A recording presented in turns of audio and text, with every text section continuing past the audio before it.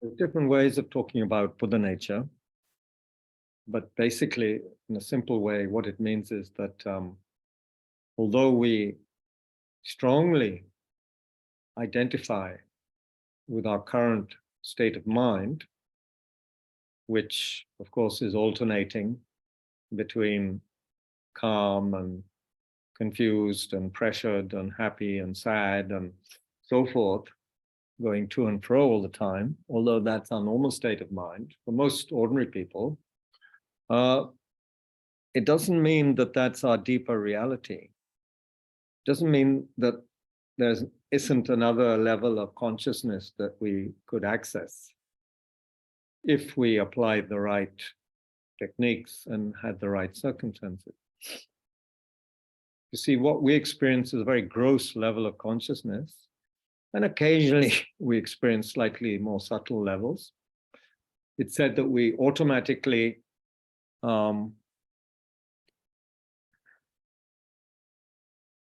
what's going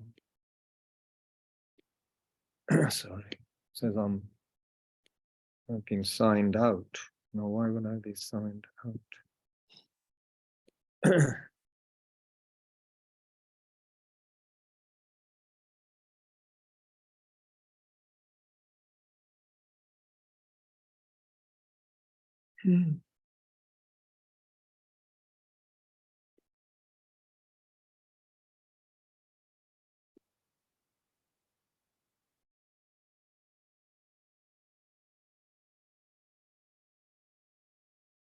These are the circumstances where one has to remember one has Buddha nature, otherwise one identifies with the confusion or the panic and irritation. I don't know why this happened.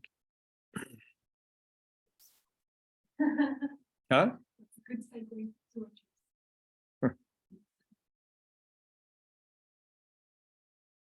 Okay. Okay, now we're back. Thank you. We can hear you. Oh, you could hear me all through? Okay, then I don't know what that was about.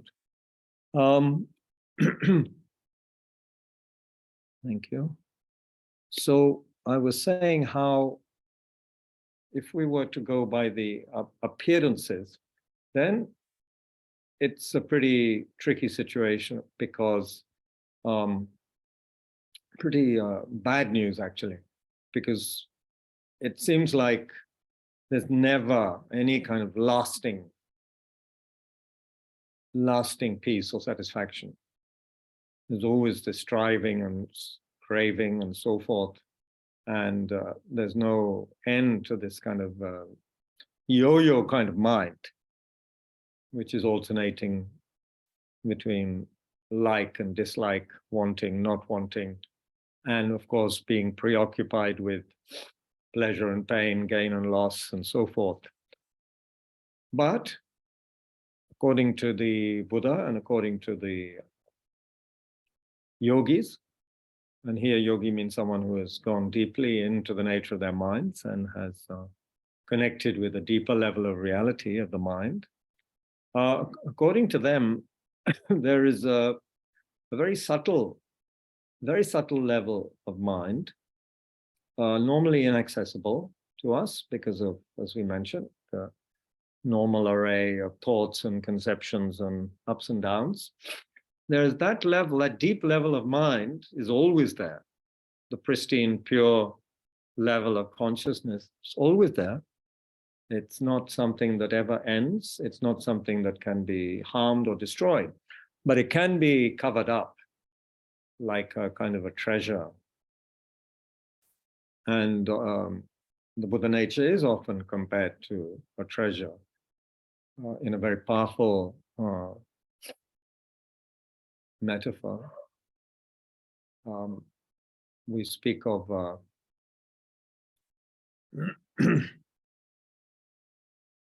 well, apparently you folks can still hear me, so that's fine, but I can't see you now. I don't know what's going on. Anyway, and this is something I've mentioned before, imagine that you are a very poor person, desperately poor, living in a hut made of, beaten out tin cans.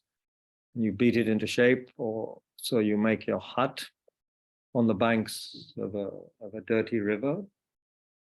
And every time the river floods, your home is, flooded. When it rains, when it rains, you are inundated, and when the river overflows, of course, then you are flooded. You're flooded out, and so that's your life. You don't know where the next meal is coming from. You're poor. You're desperately poor, and life is just one awful sort of sense of anxiety. But what the situation is actually, which the beggar doesn't know, the poor person doesn't know, is that right under their hut is a buried treasure, just a few feet under the hut. And if they were to dig that out, they would not have any problems anymore. So there's that sense that although we are suffering a lot right now, there is a buried level of mind which is like a treasure, which would give us everything that we need, the satisfaction that we need. Of course, a treasure just gives material satisfaction, but we have something that could give us everlasting satisfaction of Buddhahood. So it's because we have that level of mind that spiritual practice can work. Otherwise, we would just be, to take the example, we would just be forever trying to patch up the holes in our leaking, awful, smelly hut, and begging for food, just surviving day to day. But because we have potential access to this very deep, blissful, pure level of consciousness, then there is always a hope that we can attain lasting happiness. And that we can begin to do that through working with our minds and developing a sense of responsibility, especially developing a sense that if I only selfishly care for myself all the time, then that's not going to bring the satisfaction that I seek. So the great practitioners seem to be saying that working for others in the right spirit, in the right intention, with a wise and compassionate mind, that is the key to happiness, and that is the key to activating more and more this deeper nature, the Buddha nature that we often call it. But the more selfish we are, the more self-centered we are, the more we block our capacity to uncover this deeper, precious nature that we all possess. So based on the fact we all have the Buddha nature, and there's not a single living being that doesn't have it, you see, a being with consciousness, all living beings with consciousness or sentient beings have this Buddha nature.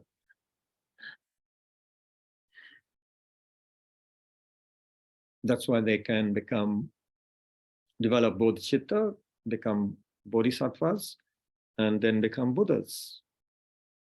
That's the reason. Otherwise, the teachings wouldn't make any sense. It would be like trying to, as the proverb goes, trying to get water out of a stone. We can't get water out of a stone. We can get oil out of a seed. So then also, you could say we are a little bit like a seed. Right now, we may appear very dry and lacking oil, but if it is crushed in the right way, then the seed yields oil. So in the same way, if we approach ourselves, our mind, in the right way, we can develop, we can yield the precious oil of great compassion, Bodhichitta, and then fully awaken or develop, you might say, our Buddha nature. Okay, because sometimes these teachings, they seem very almost distant, I would say, not relevant somehow to oneself. They could appear that way sometimes, just too difficult. But as we mentioned, I think on Tuesday, we're quoting on commentary where the Buddha is said to have said that, dealing with the mind is actually very easy. It's not a very difficult task.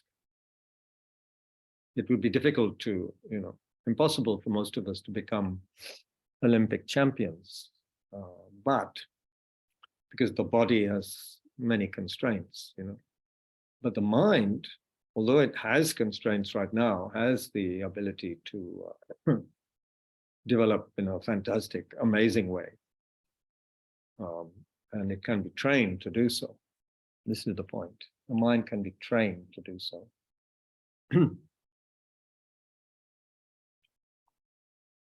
Does that make sense? Yeah, it should give us some hope. Of course, until we maybe study more or practice, we may not believe that. We may take even the angle that the what shall we say, the God-based religions take, which is that, if I pray fervently enough to God, or if God feels well inclined towards me, then I might be saved. But it kind of depends on God, largely.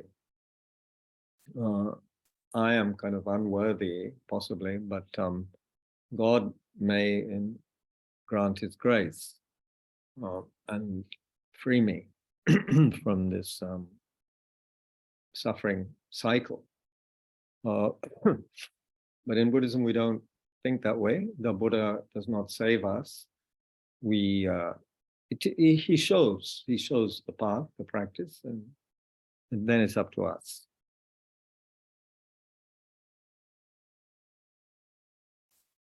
The reason we can practice and grow is because we have this particular kind of nature. We are not fixed, in other words. We are not fixed in sin or in unworthiness or in limitation. It seems fixed, very fixed, especially when we are in difficult situations or were perhaps experiencing strong depression and so forth. Then, of course, it feels like one is stuck in a very deep hole. And, many people may spend even lifetimes in that kind of unfortunate situation. But it doesn't mean they don't have the Buddha nature. It just means, from a Buddhist perspective, that the karmic burden they bear is very, very strong in that particular lifetime. And it's not easy to just shrug it off. It's not something we just can, shrug off easily. Many causes and conditions are needed to clear and purify such karmic effects, let's say. It's like if we've created the conditions to be very sick or to be the victim of violence of others, it's not easy to get out of that situation. So we've created the cause, according to Lord Buddha, to experience what we experience. Good, pleasant, unpleasant. That's causes have been created by and the effect of that colors our consciousness. That attracts certain situations into our life, positive and negative. Of course, at a certain level of practice, if we're courageous enough and strong enough, then even negative circumstances, so-called negative, can be utilized to develop our minds and to develop courage and strength and so forth. But that, of course, requires some mental training, theoretical first, and then practical as well. So all of this is possible, and a lot of it is mentioned in this chapter. Okay, but let's start with the, that was a long introduction, even before the motivation. This is a kind of motivation, actually, that we have the Buddha nature. It's a very good way to motivate, actually, to give us the sense that it can be done. So we can motivate that in this session, we generate the causes to begin to accumulate the causes for awakening our Buddha nature, for awakening our compassionate heart and our wisdom, which we all have as well, and which of course can be developed tremendously through study, through reasoning, through reflection and meditation. Yeah, so may all of this happen. May we, by engaging in this practice, may we eventually become awakened people who are of much more benefit, great benefit to the world. Meanwhile, may it help us to develop more and more confidence and loving kindness, for example, as well as insight into impermanence, dependent arising, seeing the cause and effect relationship between everything in this world, and therefore gaining trust in that relationship, and that we can, through creating certain causes, expect certain results. So that we realize that long-term happiness, goodness, Buddhahood has causes. We create the causes, then we can experience the results. If we don't, then of course we can't. But it's not something unachievable, and it's not something that's just a gift from above. We do have to create the causes. Yeah. So may, and of course, another important, very important part of the motivation is that we remember our responsibility to other beings through whose kindness we're alive, through whose kindness we develop, through whose kindness we can practice the path. Generosity, patience, all these cannot be practiced without the presence of others, and they can't be practiced well without the presence of others who are actually irritable and harming us. If we have only good people surrounding us all the time, then of course we're not really tested. Everything is kind of very simple. But it's the difficult people who really test us, we could say, and help us to develop unbiased love and compassion. Unbiased towards everybody, all beings. And Shantideva has already showed us how we can begin to do that because how we experience the world depends on how we label something. So we label this particular body and mind we have as I or me or mine. Everything comes about through the name we give it, the label we give it, right?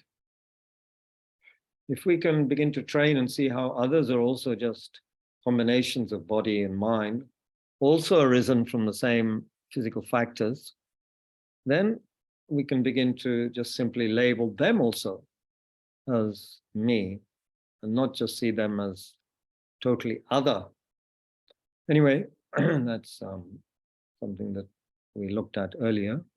The point is we can develop the wisdom that sees the fallacy, the fault of just being concerned about oneself. So we motivate that we do actually recognize the power of ignorance that grasps at very strong sense of I, me, mine, and the selfish attitude that arises from that, what we call the self-cherishing thought.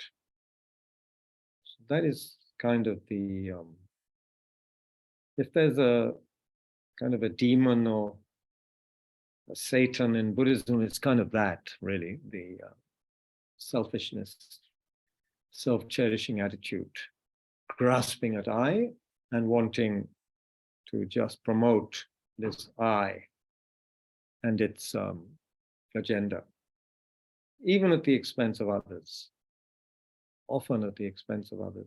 Yeah. So in this session, may these factors become clearer. They won't become clearer if our mind is in a turmoil. So the first thing we have to do is to generate certain stability of mind, certain peace in our mind.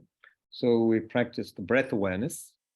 So if you could all sit properly and close the eyes or just have them slightly open. And then take a few deep breaths and bring the attention to the breath.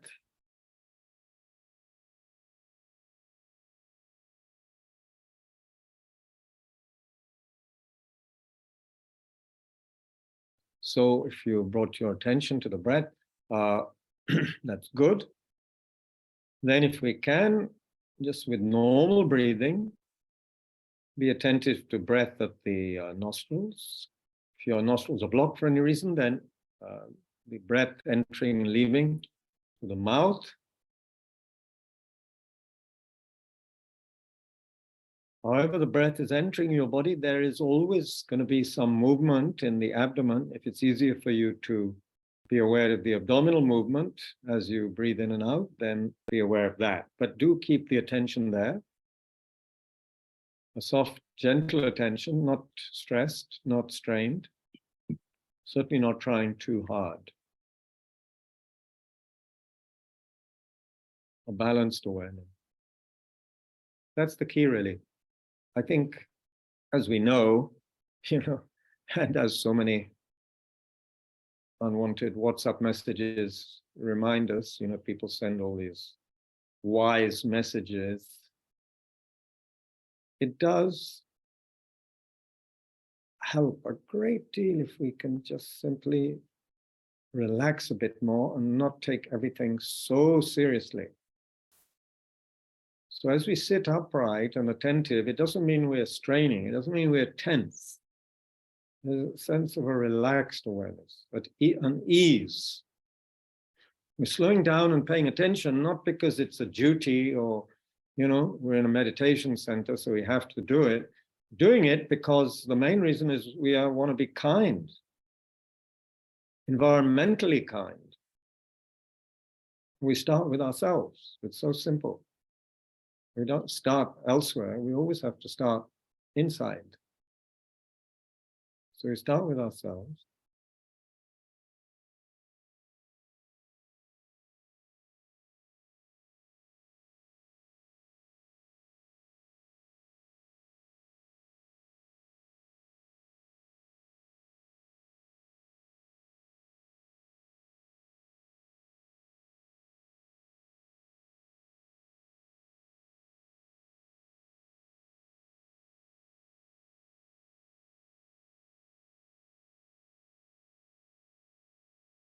Gently bring attention to breath.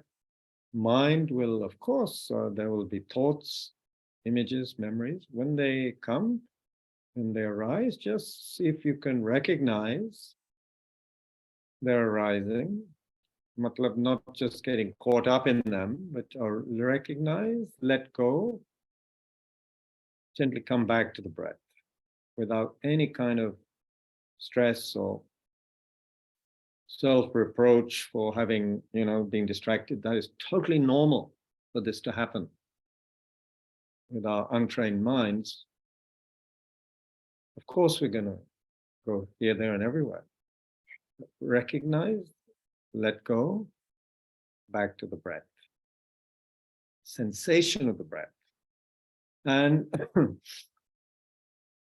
the out breath is very useful. We can sense that there's a kind of letting go and relaxing with the out breath.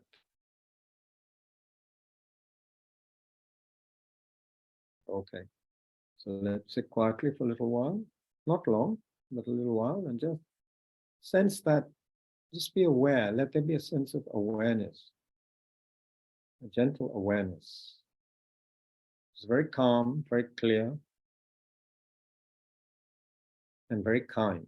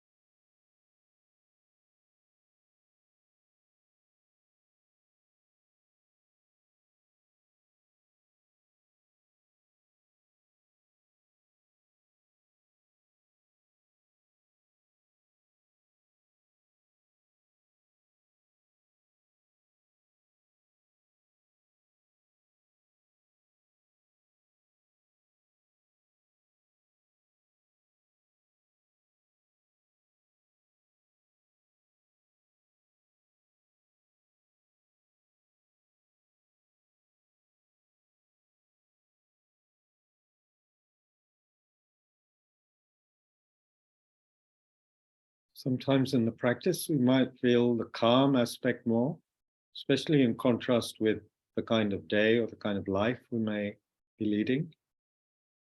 Sometimes there may be a sense of clarity.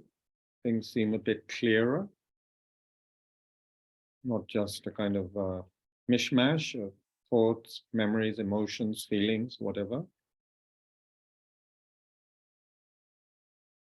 But what is very important to remember is the kindness aspect, the sense of acceptance and kindness towards oneself. Because in one way, this practice can help us open the heart. As we breathe in and out and let go with the out breath, actually it is a kind of connecting with our being, connecting with the heart, rather than you see just the head or the intellect, which is what we're doing most of the time.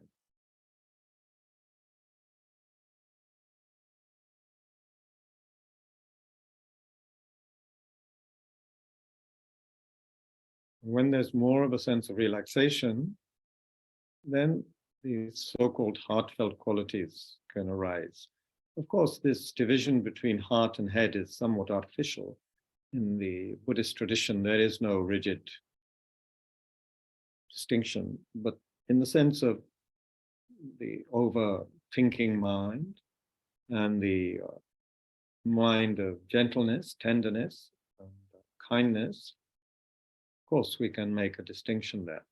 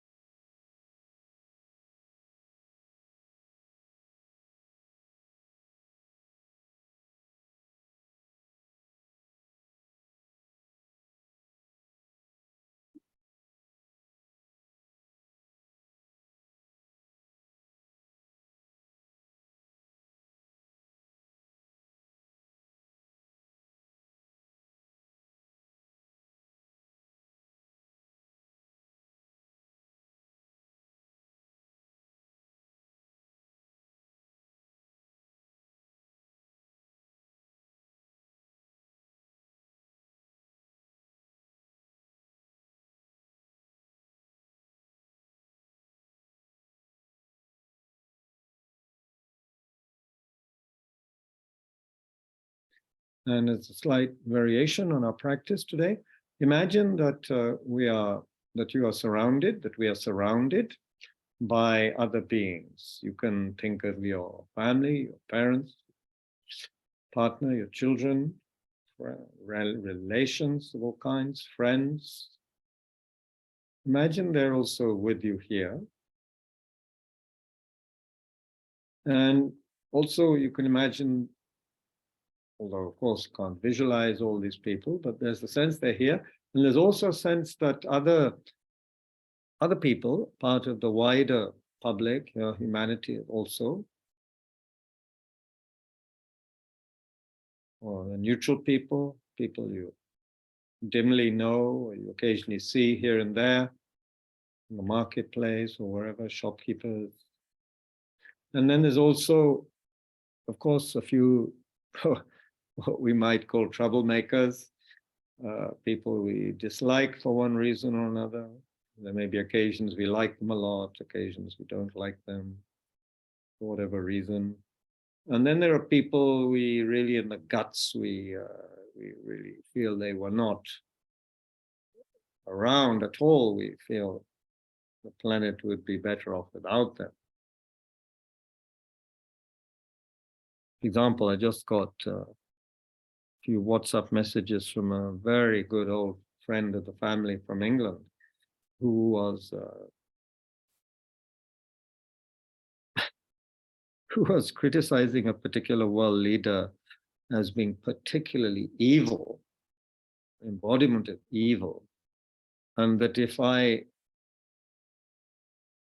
my response to something she had written suggested that I understood that person's situation and, might even be slightly, not thinking of that person as evil. If I were to think that way, it would affect our relationship. And I was quite disappointed in this very old friend, willing to cut me off as a friend if I didn't agree with her that this particular person was totally evil. Of course, in Buddhism, no one's totally evil. And very few people are totally good either. We all have a shadow side. Anyway, the point is also imagine that with us, with you, is somebody you don't like. Let's face it, there are some people we don't like.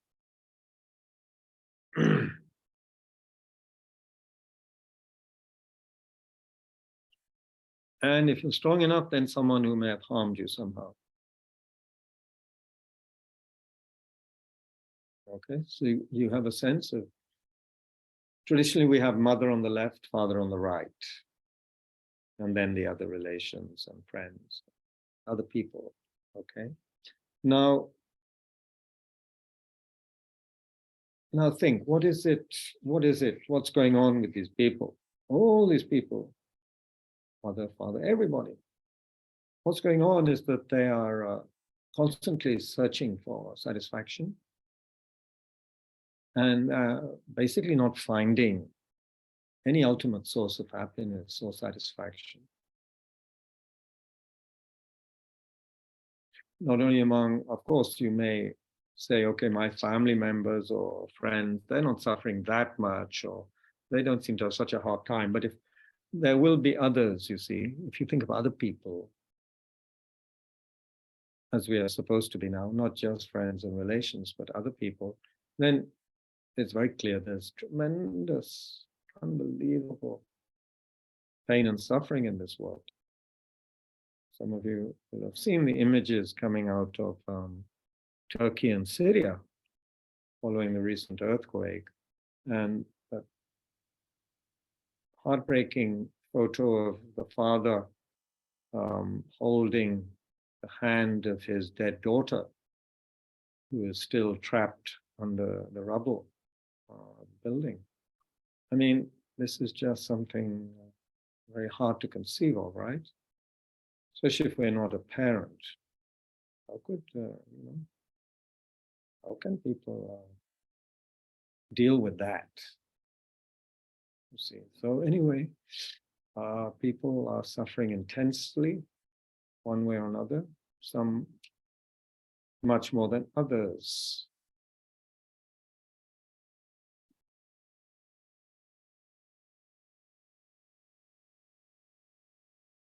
So if we feel any kind of peace or calm or clarity or kindness, let us, we can imagine we are sharing that with others in the form of, we can feel that a radiation, you could say, of kindness, in the sense that by remembering them, there's a sense of including them, but we can also employ other methods that are used a lot in the Buddhist tradition, such as visualizing light. So we could imagine there's a kind of a warmth, okay, a warmth at our heart, kind of a, you could imagine kind of a warm globe, orangey globe of light in the center of our chest. If it's convenient, you can do it that way. And you can feel that there's this warmth, this light and warmth, which is our affection, our kindness, our concern for our fellow human beings, animals too, of course, that concern is radiating outwards, that wish for others to be happy and to be free from their pain. It's never-ending pain, the pain of not getting what they want. Imagine that's happening, that oneself is just like a kind of a radiator. As one Lama put it, there is radiation without a radiator, meaning without the I getting in and taking credit, I'm radiating love. The I would like to take all the credit in the sense that, make it into a big deal, me job. No, there's simply affection and kindness through being a human being. Imagine that it's flowing outwards, reaching any being that needs it in all directions of space. But you might want to imagine it reaching a particular person or persons who need your help, who need help. Remember, this is coming from the calm and clarity and the kindness of the mind that is at ease and relaxed and not for or against anybody or anything. Simply, it's nature to be calm, clear, kind. Imagine this is radiating throughout space and especially reaching the people who need it.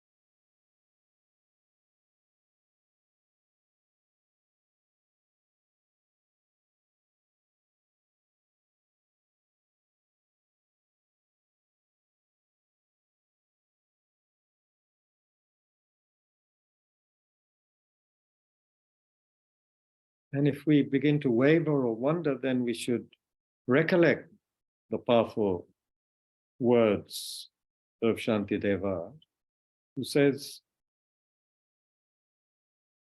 therefore I should dispel the misery of others because it is suffering, just like my own.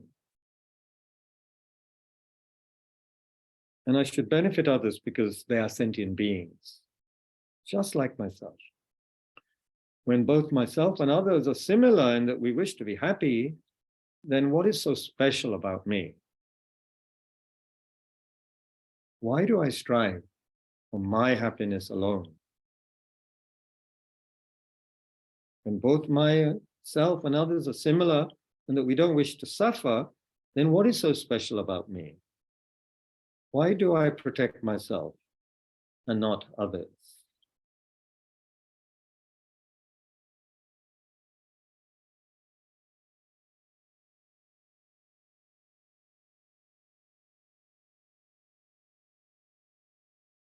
Therefore, just as I protect myself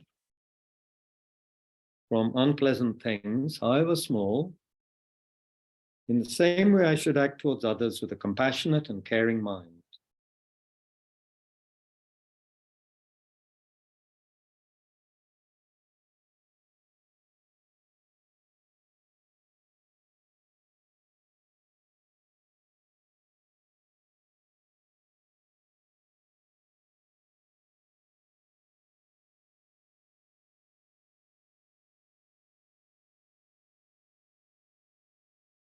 Sometimes it can be effective to simply visualize much light and nectar emanating from one's body and flowing throughout space. Waves of blissful light and nectar.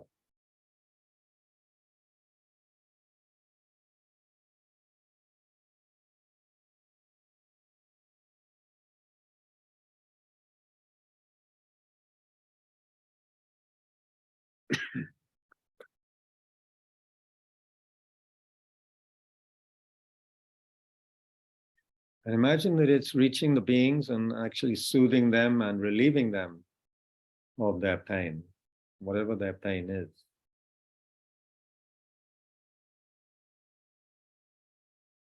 Beings are wounded and hurt in many different ways, mentally, physically, emotionally, and so forth.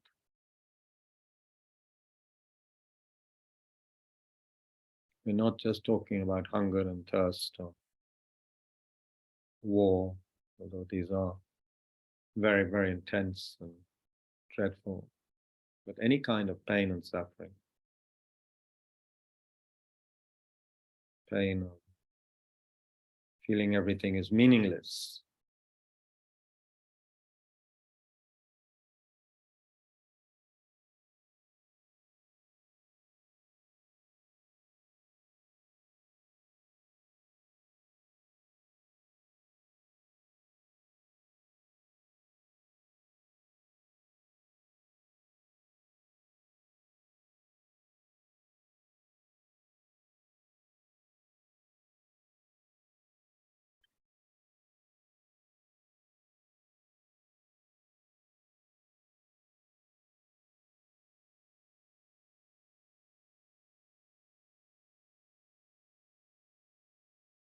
And of course, the more often we reflect on the fact that everybody wants to be happy and doesn't want to suffer, and then actually take the trouble to apply that to people we meet, then that could be quite transformative, simply through the power of attention.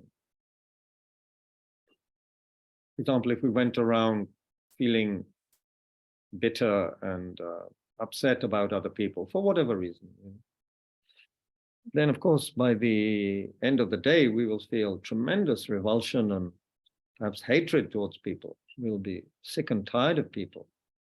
But if we develop another attitude, we can develop tremendous sense of kindness and affection towards beings who are just like me, just like you.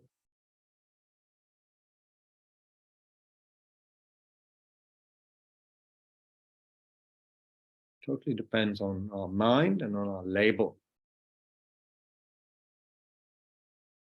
That one person, if we think someone is totally evil, well, that's a very, very solid, strong projection of a certain kind.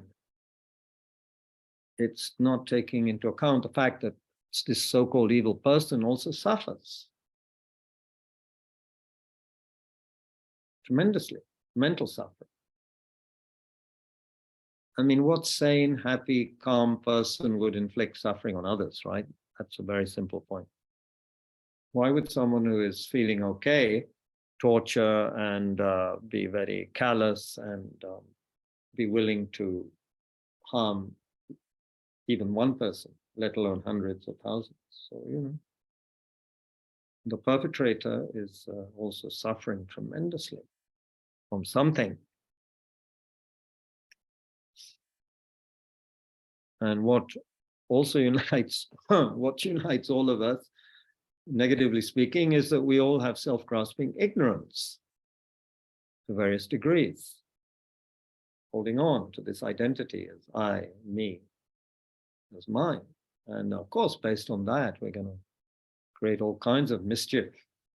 The basic dualistic mischief of, first of all, dividing this person, me, from others in a very rigid kind of way, and then doing what we want for me and pushing away, others who are not, giving me what I want, and trying to attract others into our web, people whom we think we can get some advantage from, something pleasant from. We try to hook into our orbit.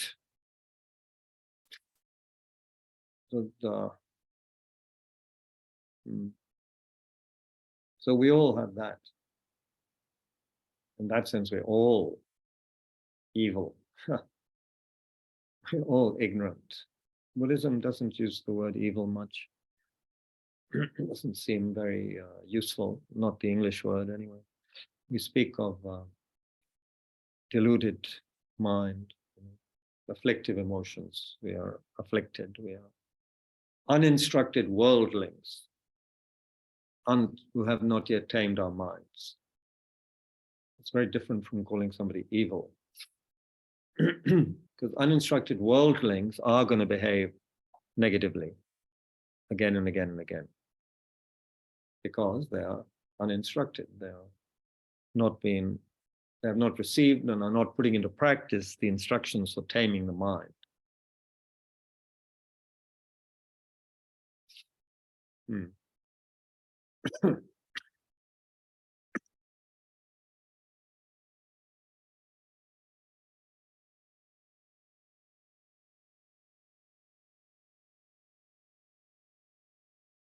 Okay. As I said, today's session with Tushita has to finish by 8, but people here are willing to stay online, have another online strange sort of commitment to today anyway, to a group which is one of the many online groups, I guess, but I must have some connection with them, so they want to talk to me about. It's one of, I guess you might call it kind of a new agey thing, which is trying to put a good spin on things so that the spiritual life comes across as easy, nice. So I'm trying to, with their asking me to also be part of their program for the second time, I'm trying to get across to them that it's not that easy, Spiritual life isn't, it's not like this 7 steps to success or this, that, or something like that. Anyway, those of you who are here at Tushita are welcome to stay and listen to what I say to them, but it'll go on till about 8:40. I told them I can give them 40 minutes max. Okay, so now if we were to go back to the text, he's saying that out of attachment to our body, see verse 121,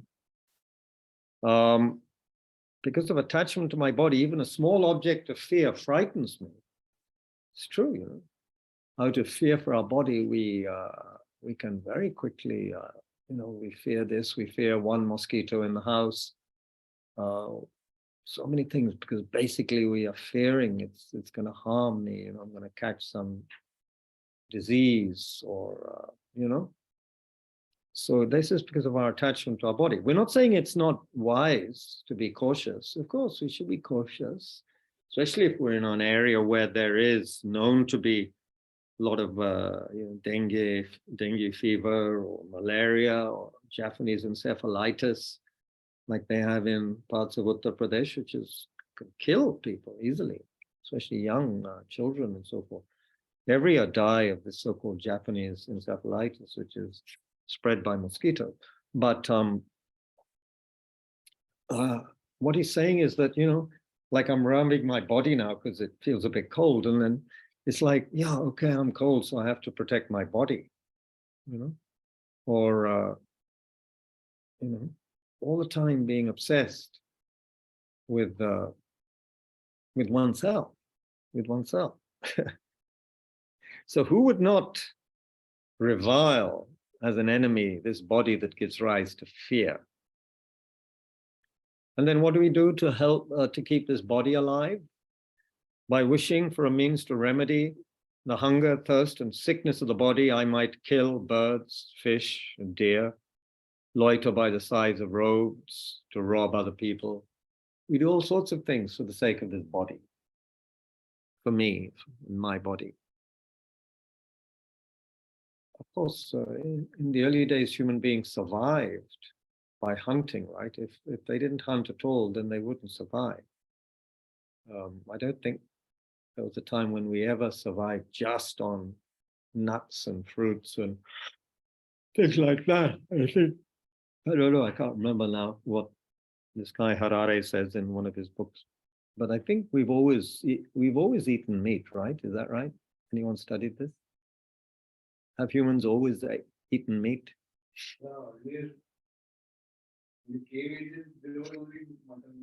Mutton. I don't think mutton was around, my friend. I think it was mammoths. Some animal. So we were meat eaters. Not that our teeth are supposed to be that good for meat eating, but yeah, maybe the early man was had different kind of teeth. I can't remember. Anyway, it's for sure in living memory, people like to eat a lot of meat and they like to kill animals. I'm not saying they're doing it with anger, but this would be actually considered just a big ignorance in Buddhism.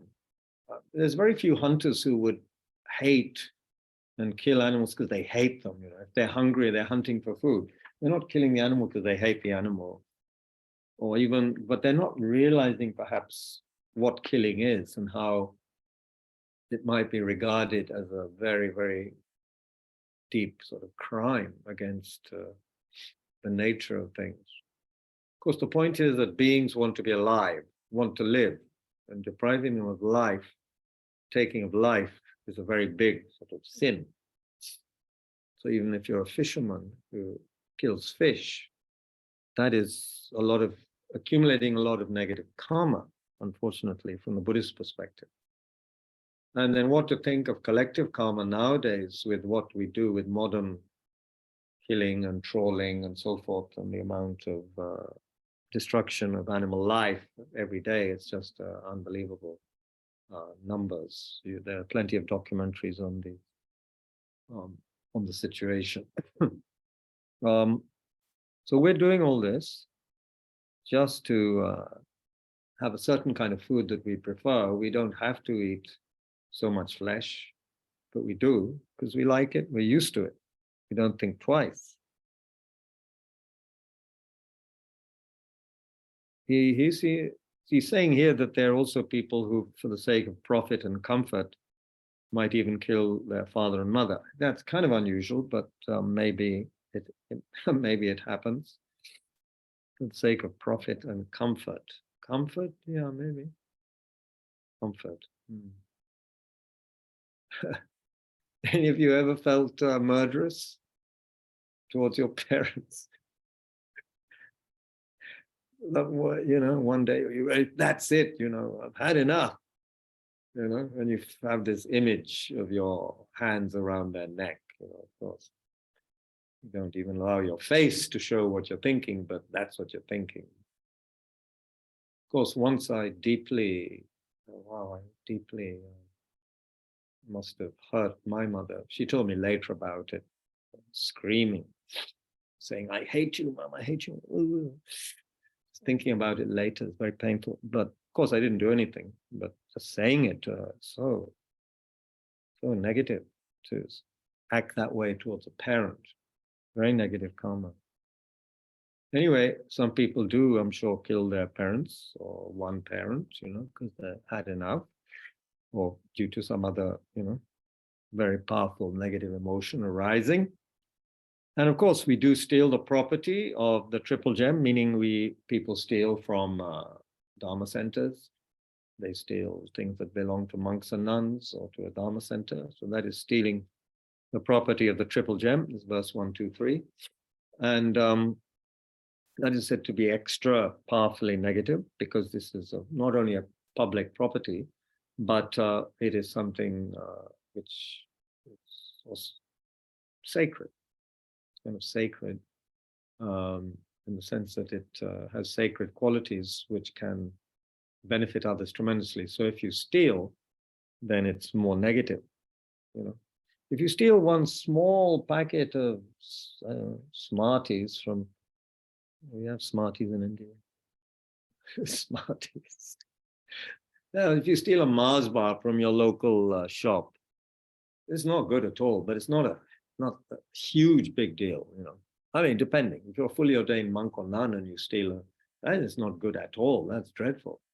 If we're an ordinary uninstructed worldling, you know, who hasn't taken any vows of non-stealing, then to steal, of course, it's still negative karma, but not the same as if you've taken a vow not to steal. You see, the vow makes it more powerful if you break the vow. Anyway, but if you steal from a center, steal a book, or take a book and don't return it deliberately, then that's more negative. And Shantideva, of course, says that would undoubtedly proceed, then I would undoubtedly proceed to burn in the flames of the deepest hell. Therefore, what adept, meaning what practitioner, person trying to be a spiritual practitioner, what person would like that would desire to protect and venerate this body? Would desire, first of all, who would desire such a body, which needs to be fed every few hours and kept warm and all the rest of it, all the paraphernalia. Just look at people's bathrooms, see the paraphernalia, just to keep this body clean or looking the way we want it to look. Unbelievable. So who would want to desire, protect, and venerate this body, kind of worship this body? And definitely kind of worship, yeah, for sure. The way people go in for body sculpting and looking this way, that way, it's a huge industry. Definitely venerating his body, and those people may have absolutely no idea of working, with the mind, with cultivating, virtuous qualities in the mind. That would be unknown to them. So, but an adept, a practitioner who would not scorn it and regard it as an enemy. Then he's talking in verse 125 of what also happens if we have this attachment to the self. If I give this, what shall I have left to enjoy? That's normal thinking, right? If I give something away, what will I have left? Such selfish thinking is the way of ghosts. And the quality of the gods is to think, if I do enjoy this that I have, then what will I have left to give to others? Yeah. If I enjoy this Mars bar, then what shall I have left to give to other people? If I see a hungry person on the street, no good, because I've eaten the Mars bar, can't even share a tiny bit of it with this person. I use that example because I was very attached to Mars bars at one time. No way I would share it with anybody. I'd buy my Guardian newspaper as a good liberal Democrat, and then my Mars bar in South London, and then, no way I ever even thought of sharing 1 gram of that, whatever, 65-gram Mars bar with anybody. If for my own sake I cause harm to others, I shall be tormented in hellish realms. If for the sake of others I cause harm to myself, I shall acquire all that's magnificent. So we shouldn't misunderstand this. He's not saying to torture ourselves, not saying to flagellate ourselves like they used to in the Middle Ages, or hit yourself with, thorns or something. Don't need to do that. But if we're only willing to create happiness for ourselves, selfishly, are not willing to put up with any pain to help others, then we're in trouble. We should just look at good mothers and fathers and people who really put up with a lot of nonsense from children and suffering in terms of lack of sleep and so forth, but still look after the child. Yeah. That's what I felt strongly when I first met my nephew when he was 8 days old. He was getting up, of course, like 8 days old children don't have they don't think about their sleeping hours and okay, I'll go to bed now and get up at that time. They just get up when they're hungry and when they fill their nappy with foul-smelling, usually liquid turd. So then what happens is the parents have to deal with it, right? At least in Israel, where he was, you don't have someone who then comes in and cleans it up. So mom and dad would do that night after night, and there was I there thinking, oh, I can't do this. I couldn't do this. So parents are special in that sense. They take care of others, even if it gives them lack of sleep. And I never heard my sister-in-law or brother complaining, I must say. It's just a fact of life. If there's a kid, you take care of it. By holding myself in high esteem, I shall find myself in unpleasant realms, ugly and stupid. But should this attitude be shifted to others, I shall acquire honors in a joyful realm. If I employ others for my own purposes, then I myself shall experience servitude. But if I use myself for the sake of others, I shall experience only lordliness. Then these powerful lines, I think we looked at this again. Yeah, of course, we're going through this chapter again. This we will have to meditate on next time, maybe from when I'm in Pune. But these next two verses are wonderful. Whatever joy there is in this world, all comes from desiring others to be happy. And whatever suffering there is in this world, all comes from desiring myself to be happy. What need is there to say much more? The childish work for their own benefit. The Buddhas work for the benefit of others. Just look at the difference between them.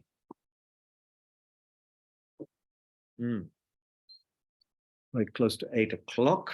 I don't know if this person has sent me another link or what.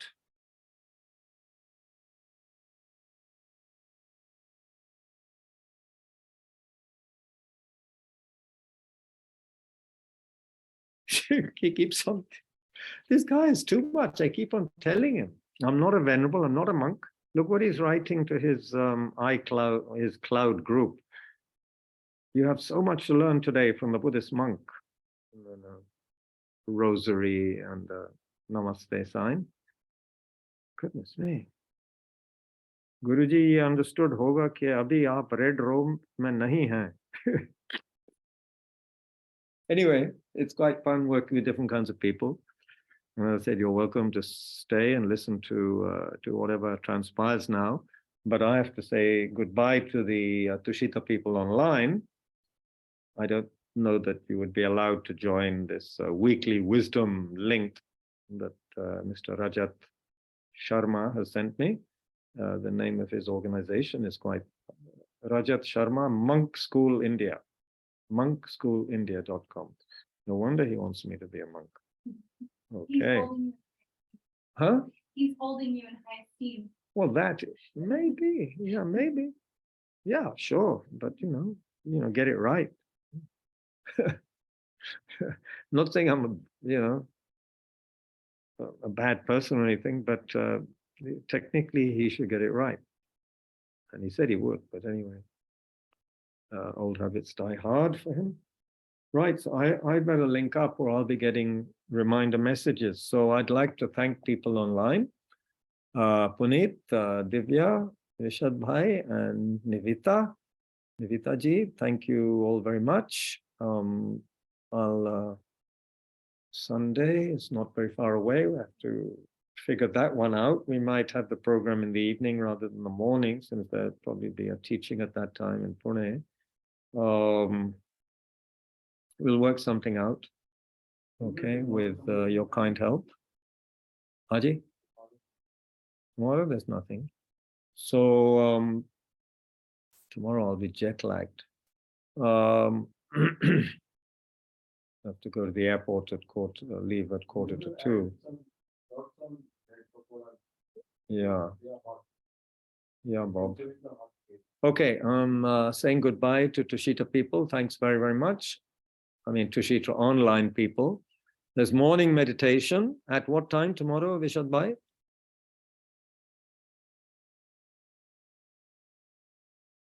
8:30. Thank you. So anyone wants to do morning meditation, 8:30 on the same channel.